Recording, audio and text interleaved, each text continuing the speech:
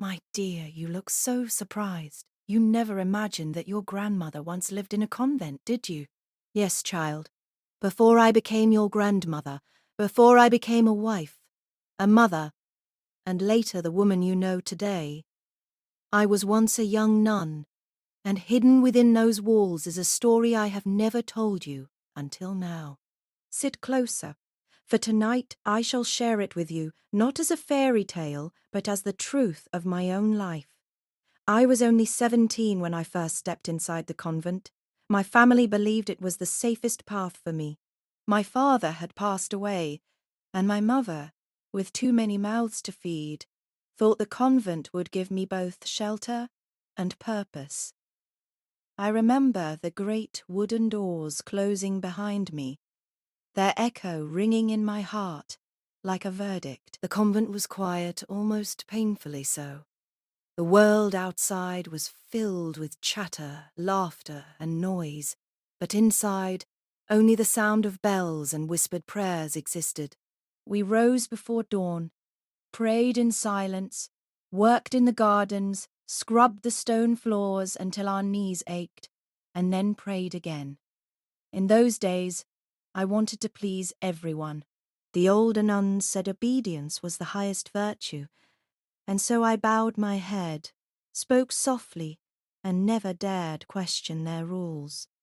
But in the silence of night, when I lay in my small wooden bed, I often asked myself, is this truly what God wants for me, or is this only what others have chosen on my behalf? One evening, something happened that changed me forever. I was asked to tend to the sick in the infirmary. There was an old nun there, Sister Margaret, who had spent her entire life inside those walls. She was frail, her skin pale like paper, her breath shallow. She held my hand and whispered, "Do not make the same mistake I did. I gave my life to silence, but my heart longed to sing." Her words shook me. I had always thought that nuns were the happiest, closest to God.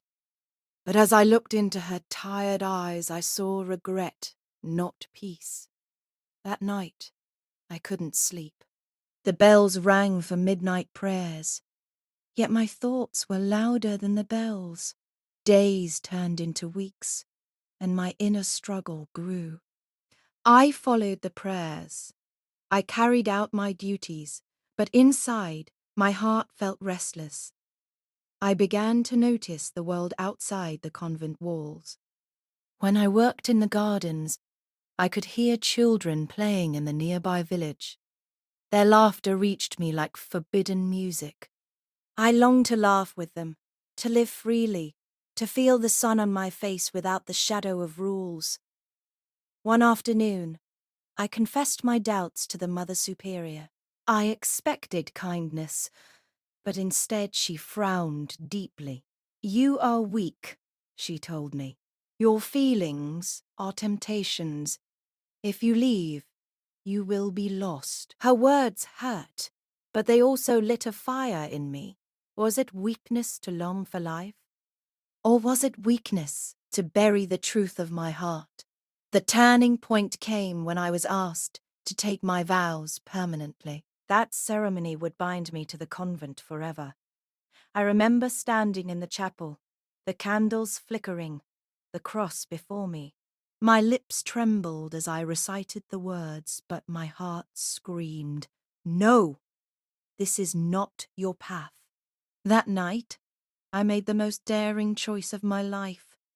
With nothing but a small bundle of clothes, I slipped out through the convent gates. My hands shook as I pushed them open, and for the first time in years I felt the night air on my face. It was freedom, terrifying, thrilling freedom. I did not know where I was going. The village roads were dark, and the future was uncertain. But with every step away from the convent, I felt the chains of silence breaking. I walked toward life, toward laughter, toward love. And life, my dear, was not easy after that. I worked in homes, I sewed clothes, I cooked meals for strangers until I could stand on my own feet. But with time, I found your grandfather. He was kind, gentle, and he loved me, not for who others wanted me to be, but for who I truly was. Together, we built a family. You are the proof of that love. Now you see, my child, the hidden story of your grandmother is not about prayers whispered in dark halls, but about the courage to walk away when the path chosen for me was not mine to take. I do not tell you this story to shame the convent. Some women find peace there, and I respect that. But I want you to know something very important. Never let others silence the song in your heart. Do not live someone else's dream. Do not carry someone else's burden if it crushes your own soul. The lesson I learned, and the lesson I pass to you, is this.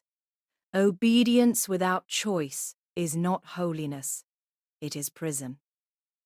Real faith, real life, real love must be chosen freely with your whole heart. So, when you grow older and the world tries to place you in boxes, remember my story. Remember that your grandmother once stood in a chapel, her lips ready to vow a life of silence, but her heart chose freedom instead.